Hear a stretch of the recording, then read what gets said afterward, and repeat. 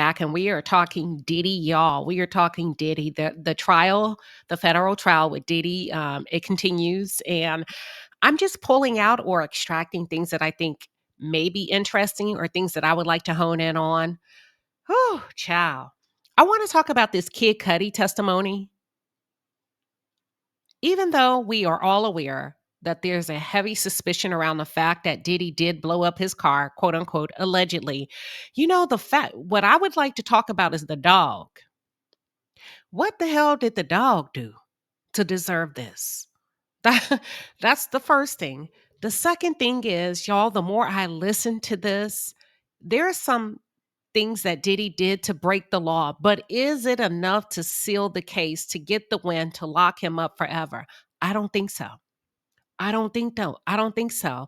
And I know a few days ago, it's like the judge pulled the prosecution aside, it's being alleged, and had a talk with them and pretty much asked, where are we going with this? Is there any more evidence? I'm going to tell you all this. I have a different conspiracy about this. I don't think, I think what's not being said is what this case is really about.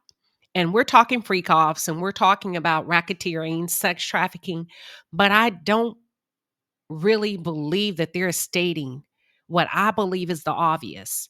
And I haven't heard many people talk about it. I'm going to tell you something. I believe they were looking for something else. I don't think they were looking for Diddy and what he does in his private time. Did he abuse Cassie? Yes, he did. Domestically? Absolutely. Did she volunteer? Did she consent for these freak offs? Yes, she did. Yes, she absolutely did. Was she tricked into them? No, he gave her. eh, So you cannot lock him away, right? Because of that. And we're just talking facts. You can't lock him away because of that. If you think back to when the feds raided his home, what were they really looking for? Have any of you just paused to think about that? And have you, like myself, said, it ain't no way you did all of that? You utilized taxpayers' dollars to go look for Astroglide and baby oil and maybe some narcotics and some drugs here and there. Is that enough? No. I think they were looking for something else, and I'll tell you in just a second. For those of you who are just tuned in, or if you're new to the channel, welcome to the palace. I am Queen Sheba. I cover a variety of hot topics specific to reality television, but most importantly, I hone in on the psychological and the behavioral traits of the Black experience. Subscribe now. Oh, yeah. So listen, on yesterday, May 22nd, Kid Cudi did take the stand. And according to TMZ, Kid Cudi says Diddy broke into his Los Angeles home after finding out that he was dating Cassie. And he says that Diddy did something to his dog. Now, that's where I draw the damn line. Okay. Now, hold the hell up, Diddy, because I got 3 damn dogs. And I've had more over the years. I love animals. And if you were to, man, I don't know. What did you do to that dog? That was my first thing. I wish they would ask more detailed questions. Is there a reason why they're not really getting into the nitty-gritty of things? I kind of feel like they're staying on the outskirts with some of these testimonies. Hell, I wanted to know, what the hell did he do to the dog? That's the first thing I wanted to know. Number two, even if you don't know, what do you suspect that he did to the dog? And number three, I'm just nosy and I'm curious. Hell, what kind of breed is the dog or was the dog? Is it a big dog? Is it a little bitty dog? If it's a big dog, what breed? How come he didn't bite the hell out of him? I mean, I got so many questions, y'all. Let's continue. So the rapper Kid Cudi took to stand Thursday in Diddy's federal criminal trial in New York City and told the jury about some of the drama that unfolded between him, Diddy, Cassie back in 2011 when she was on said break from Diddy and they started dating. And the reason why I'm saying quote unquote said break is because later on, as he continues and gets deeper into his testimony, he also comes out and says that he feels like not only did Cassie play him, but she also played Diddy. Y'all, I'm not sure where this is going, but it's not good.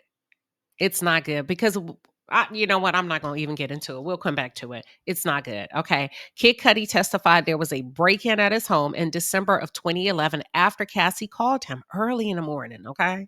In the wee hours of the morning. And she told him that Diddy had somehow found out about the two of them messing around. Okay. He said that he says cops were called too. So the threat obviously was serious enough that he involved law enforcement because he wasn't sure of what Diddy was going to do to him. I don't blame him because Diddy has the money and the resources to be able to carry out any threat. And as we know, as we later come to find out, his car was blown up. Okay. Kitty says Cassie was stressed, she was worried, and she was nervous and scared when she called around 5:30 or 6 a.m. to tell him Diddy knew they were seeing each other. And he says that she told him she'd given his address to Diddy and didn't know what Diddy would do.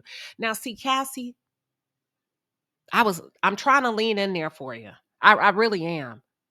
But y'all, this too much. At some point, there is sometimes I cannot make an excuse for her. I understand. I understand the impact of being abused. I understand what that looks like, but I'm gonna tell you this. This is my first time ever hearing and seeing it to this extent. Okay, I know a lot of people that have been abused.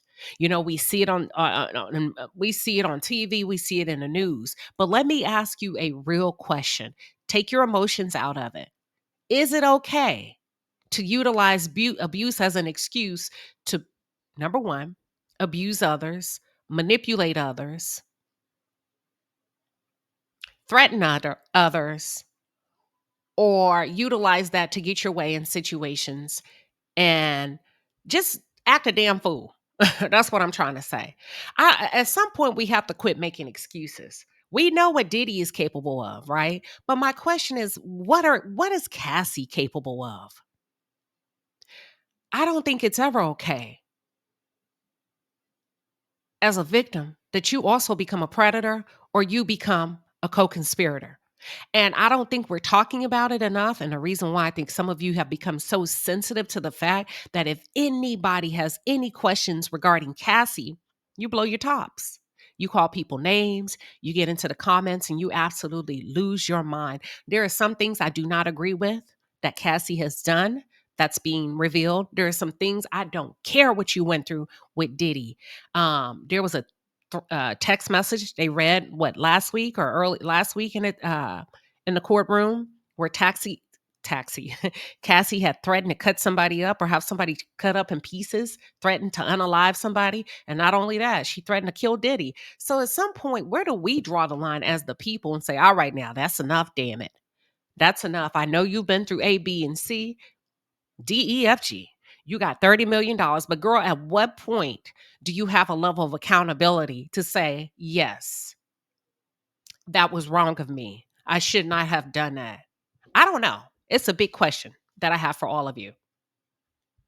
So Kid Cudi says Cassie told him to come pick her up, and then they went to the Sunset Marquis Hotel in West Hollywood. And the reason why he said he chose that hotel is because it's below the radar. Okay, nobody would expect that Cassie would be there or he would be there. Cudi also went on to say that while he was with Cassie, they got a call from Diddy's employee Capricorn Clark, who told them Diddy was inside Kid Cudi's house. Damn, Diddy went in. That's some mob type shit. Cudi said Clark told them she was waiting in a car outside the house while Diddy was inside. I'm sure that if you have the balls to enter into somebody's house, you don't go and you're not wanting to give them a hug. So I am going to assume he was armed and he probably was not alone. Okay. Kid Cudi testified that he called Diddy and planned to confront Diddy at his home, telling Diddy, "Mother effer, you in my house?" He says Diddy calmly told him, "What's up? I just want to talk to you." Cudi says that he told Diddy, "Okay, I'm on my way. Shit, what's up?" But when he got there, nobody was there. Though he says he soon discovered his security cameras were not working and that they had been moved without his knowledge. Y'all, damn. Imagine that. How many of y'all routinely check your security cameras? Because this made me think, shit, let me check mine. Check your shit. Make sure ain't nobody messing with nothing, because that's a bold move. When Kid Cudi went inside, he testified some gifts he had received, including one from Chanel, had been opened. Y'all, is that not, listen, what in the HBO special? What in the Netflix documentary is going on? So listen, what in a serial killer? You go in this man's house, you open his gifts, and he said, listen, this is the part that pissed me off. And his dog, who usually roamed the house freely, was locked up in a bathroom. He said his dog was jittery, his dog was on edge, and his dog hadn't been the same since then. Okay. Now, Diddy, I want to know, what the hell did you do to that dog? Did you whoop that dog? Did you kick that dog? Did you beat that dog? Because here's my thing. If you did it to a human being, and we know you like to kick, fight, and rage out and punch, I wouldn't be surprised. I wouldn't be surprised, nor will I be shocked if Diddy harmed that dog physically, okay? Because that's what it's looking like. Cudi says that he called Diddy again and wanted to go looking for him to fight him, but he says ultimately he decided to call the cops. Excellent move. Kid Cudi says he spent Christmas 2011 with Cassie and her family in Connecticut, and that Diddy called him a few times. Cudi says he told Diddy, "You broke into my house and you messed with my dog. I don't want to talk to you. You should have beat his ass. I'm sorry. Excuse my language. You mess with my dog. We throwing hands. I don't care." And Cuddy says that he and Cassie split shortly after that, right before the new year. I just want to get into something really quickly about how he goes on to say that he felt like Cassie played him. That's what I'm talking about, the manipulation of it all. At any point, do you all just stop and think and say, listen, there is no doubt that Cassie participated in free calls. There's no doubt that Cassie was fed drugs or utilized drugs. Well, she never said she was fed drugs. What she said in her earlier testimony is she took the drugs in order to zone out. Okay. She never said that Diddy made her take drugs. So I want to be clear, and I don't want to put any words in her mouth. So we know that she consented. Outside of the domestic violence and doing the nasty, egregious, dark, malicious things that he did to her sexually, past all of that, giving your grace, your thoughtfulness to that, at what point do we say, all right, now, Cassie, you didn't have to do that, you didn't have to do this, or you didn't have to do that? That's all I'm saying. Give me 1 second. At one point during the testimony, first of all, shout out to Kid Cudi for keeping it real on both sides of the coin, okay? So not only did he come into the courthouse open, transparent, what I believe to be transparent, and said exactly what Diddy did, he also talked about the responsibility that Cassie played in this, okay? He did not deny that she was afraid, nervous, worried, and stressed out, but Kid Cudi says that Cassie played him like a fiddle during their 2011 fling. He said, what he said is, quote unquote, the pursuit of happiness. No, he didn't. Okay, I'm sorry. The rapper testified. I misread something. The rapper testified Thursday in Diddy's trial, federal criminal trial in NYC. He talked a lot about his brief relationship with Cassie. Cudi admitted that he felt like he was played by Cassie when she told him things were over with Diddy, only for her to go back after they broke up. Y'all,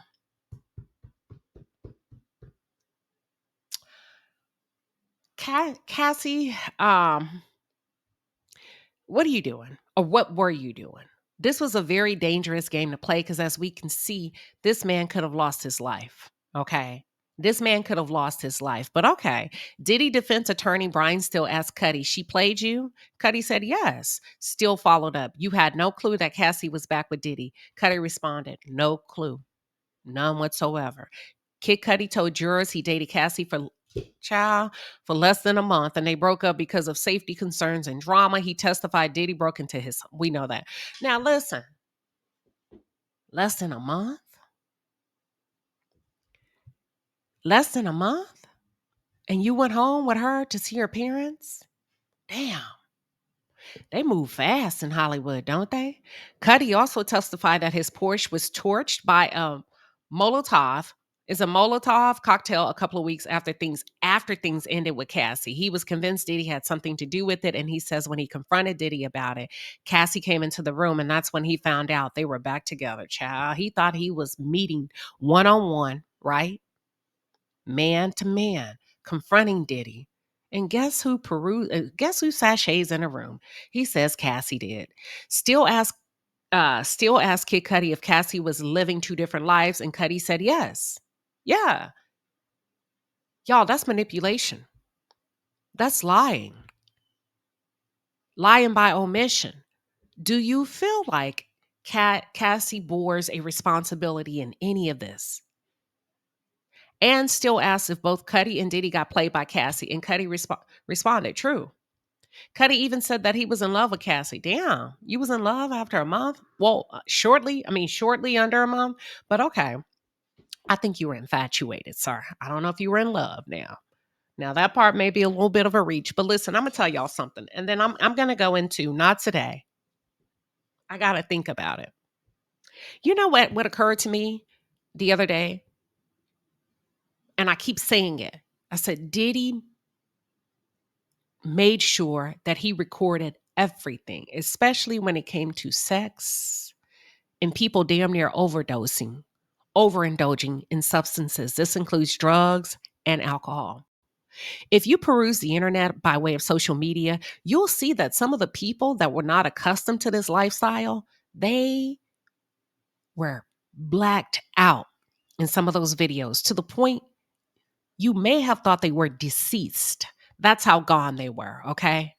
And what hit me, I keep going back to snuff films.